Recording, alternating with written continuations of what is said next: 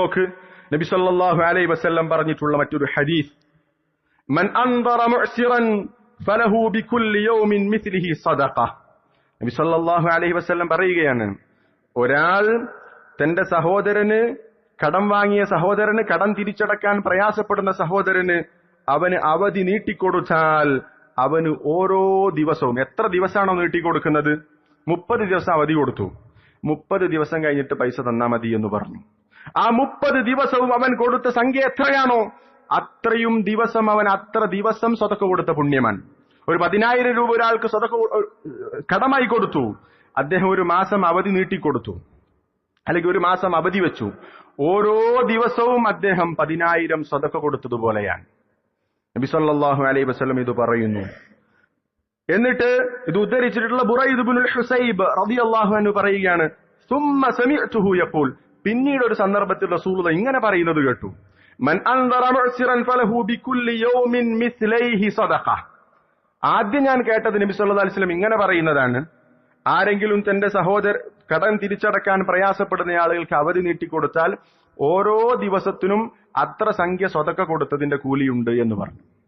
പിന്നീട് ഒരു സന്ദർഭത്തിൽ കേട്ടത്, ഓരോ ദിവസത്തിനും എത്രയാണോ കടം കൊടുത്ത് അതിന്റെ ഇരട്ടി സ്വതക്ക കൊടുത്തതിന്റെ പുണ്യമുണ്ട് എന്ന് പറഞ്ഞു. പിന്നീട് നബി സല്ലല്ലാഹു അലൈഹി വസല്ലം പറഞ്ഞ ഇരട്ടിയാണ്.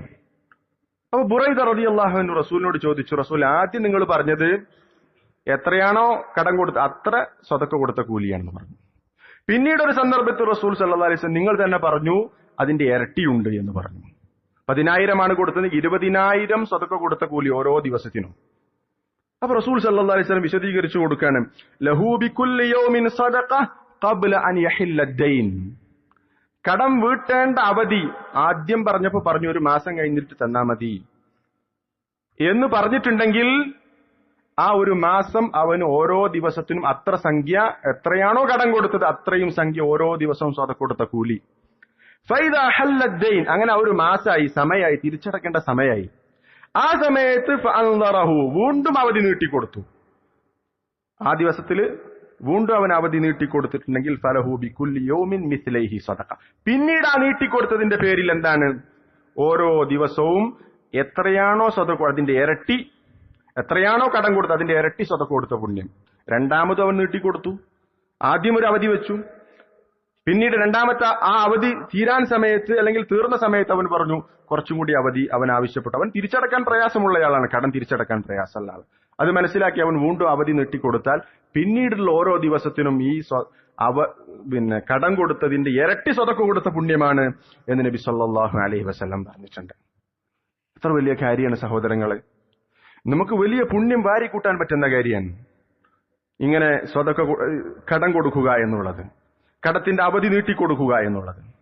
ഇനി നബി സല്ലല്ലാഹു അലൈഹി വസല്ലം പറയുന്ന ഒരു ഹദീസ് നോക്കൂ. റസൂലുള്ളാഹി പറഞ്ഞു, മൻ അൻദറ മുഅ്സിറൻ ഔ വളഅ ലഹു അളല്ലല്ലാഹു യൗമൽ ഖിയാമ തഹ്ത ളിൽ അർശിഹി യൗമ ലാ ളില്ല ഇല്ലാ ളില്ലുഹു.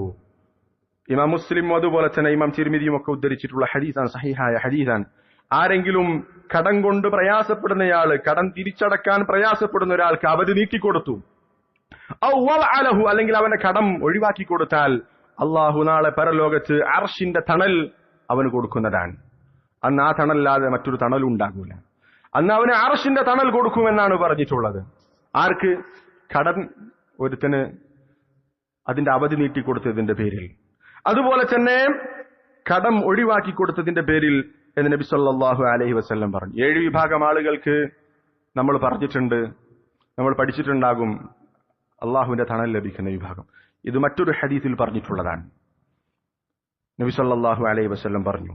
അപ്പോ ഇങ്ങനെ അതിന്റെ അവധി കടം തിരിച്ചടക്കാൻ പ്രയാസപ്പെടുന്നയാൾക്ക് അവധി നീട്ടിക്കൊടുക്കുക എന്നുള്ളതും അവന്റെ കടം പൂർണ്ണമായി ഒഴിവാക്കി കൊടുക്കുക എന്നുള്ളതും നാളെ അർശിന്റെ തണൽ ലഭിക്കുന്ന കാര്യമാണ് എന്ന് നബി സല്ലല്ലാഹു അലൈഹി വസല്ലം പറഞ്ഞു.